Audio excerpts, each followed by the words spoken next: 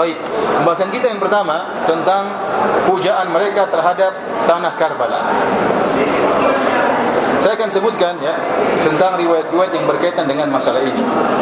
Yang pertama, As-Saduq Al-Qummi dalam bukunya, buku ini adalah buku yang jadi patokan mereka, Man lah yahdhuruhul faqih.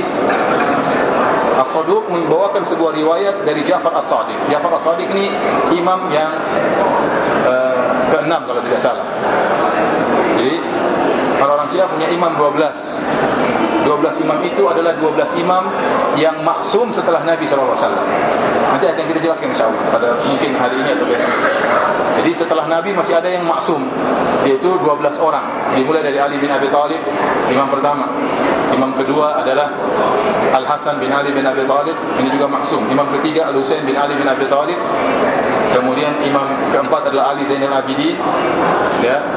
Kemudian imam kelima kalau tidak salah Muhammad Al-Baqir, kemudian imam keenam Ja'far As-Sadiq, dan seterusnya sampai imam ke-12 Muhammad bin Hasan Al-Askar yang hilang pada tahun 200 sekian dan sembunyi sampai sekarang masih hidup tahun 1437. Jadi dia sudah hidup sekitar 1200 tahun.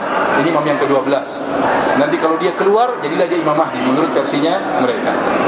Paham? 12 imam ini menurut mereka adalah maksum, tidak mungkin salah, dipilih langsung oleh Allah Subhanahu wa taala dan diberi dipilih dan tidak mungkin salah. Oleh karenanya kedudukannya seperti para nabi. Sehingga perkataan mereka jadi hadis menurut orang-orang Rafidhah. Pahamnya kalau saya bilang Rafidhah berarti apa? Syiah ya. Jadi menurut mereka perkataan dan perbuatan 12 imam ini kedudukannya sama dengan sabda dan perbuatan Nabi SAW. Hanya saja mereka tidak menamakan dengan Nabi, karena Nabi terakhir Nabi Muhammad. Kalau Nabi terakhir selain Nabi Muhammad orang kafir. Tapi hakikatnya sama sebenarnya, fungsinya sama.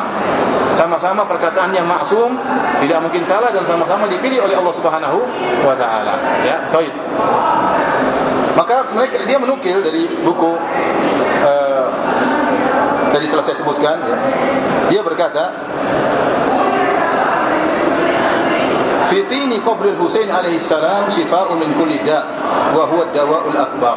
Kata dia bahwasanya dalam tanah kuburan Al-Husain, yaitu di tanah Karbala, itu adalah obat bagi segala penyakit. Obat bagi segala penyakit, dan adalah obat yang terhebat. Dawaul akbar, obat yang terhebat, mengalahkan semua obat yang ada. Jadi caranya gimana? Dengan makan. Dengan makan apa? Tanah tersebut. Ini yang mereka praktekkan. Mereka makan tanah tersebut. Mohon maaf saya tidak bacakan teks Arabnya karena di sini ada juga khawatir ada orang-orang yang mengerti dan bisa menimbulkan masalah. Jadi saya langsung terjemah. Bacakan saja terjemahannya ya. Ada juga kadang-kadang ada orang-orang mereka yang hadir di sini yang orang Arab nanti bikin masalah. Dan di sini tidak boleh bikin masalah. Baik, kita terjemahkan langsung bahasa Indonesianya. Ya. Intinya ada riwayat yang lain juga. Kalau seorang memakan tanah tersebut, maka dia berdoa, ya Allah, jadikanlah tanah ini sebagai ilmu yang bermanfaat, rizki yang luas, dan kesembuhan dari segala penyakit. Jadi barang siapa yang makan tanah tersebut, dia mendapatkan 3 keuntungan. Yang pertama, dilapangkan ilmunya ya. Saya jadi ingat lelucon, kata orang, nanti kalau bukunya susah dihafal, dibakar ya. Dibakar kemudian diminum supaya dihafal semua. Tapi ingat, tidak boleh kentut ya. Kalau kentut hilang semua nanti. Ada-ada aja. Jadi ini kalau mau tambah ilmu, makan itu tanah, ilmu bertambah, rezeki semakin luas, dan kesembuhan dari segala penyakit. Ini dalam buku mereka, buku jadi buku muktamar. Buku maksudnya buku jadi yang diakui oleh mereka. Saya tidak sedang ngomong kosong. Saya sedang menukil dari mereka secara langsung. Bahkan di antara kehebatan tanah ini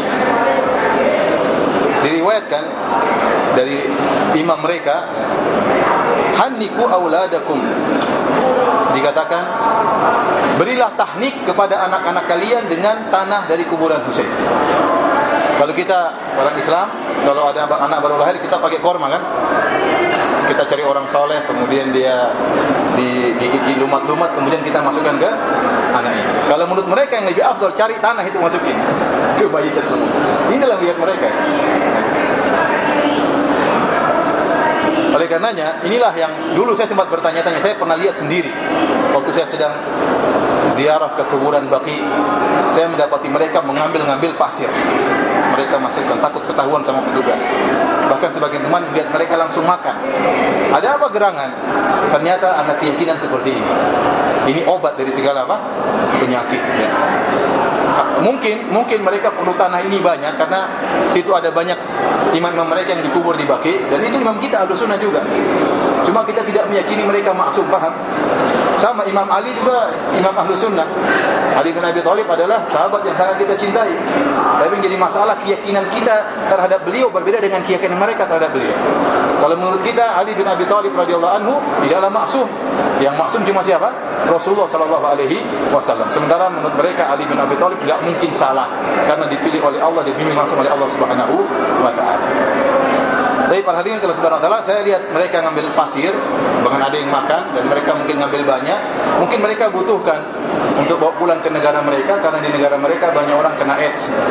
Mungkin itu obat yang manjur untuk menghilangkan penyakit apa? AIDS menurut keyakinan mereka. Karena kata mereka ini obat yang super, dawaul akbar, obat yang super. Kalau antum ketemu mereka tanya, itu obat pasir itu dosisnya berapa? Sehari 3 kali berapa sendok? Baik, para hadirin yang dirahmati Allah Subhanahu wa taala, ini di antara pengagungan mereka terhadap tanah Karbala. Baik.